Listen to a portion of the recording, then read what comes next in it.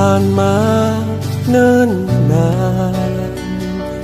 เหมือนสายทานไหลไปบ่หวนคืนแต่มีคำหนึ่งที่มั่นคงและยั่งยืน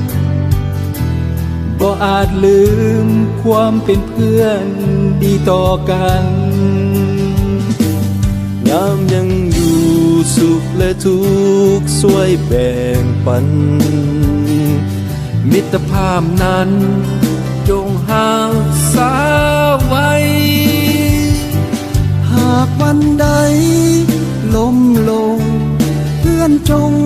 ลุกสู้ใหม่เฮาจะก้าวเดินไปพร้อมกันคำว่าเพื่อนนั้นคือความห่วงใย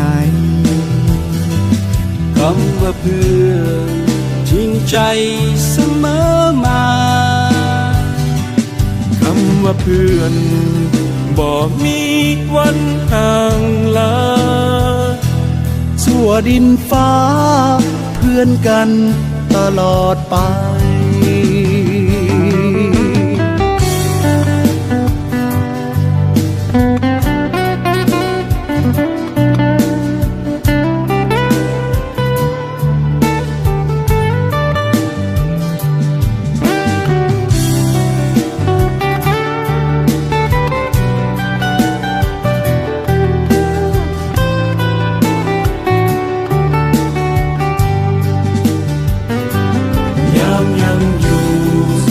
และทุกข์ช่วยแบ่งปันมิตรภาพนั้นจงรักษาไว้หากวันใดล้มลงเพื่อนจงลุกสู้ใหม่เฮาจะก้าวเดินไปพร้อมกันคำว่าเพื่อน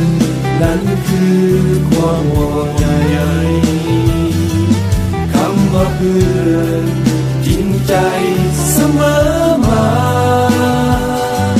คำว่าเพื่อนบ่มีวันห่าง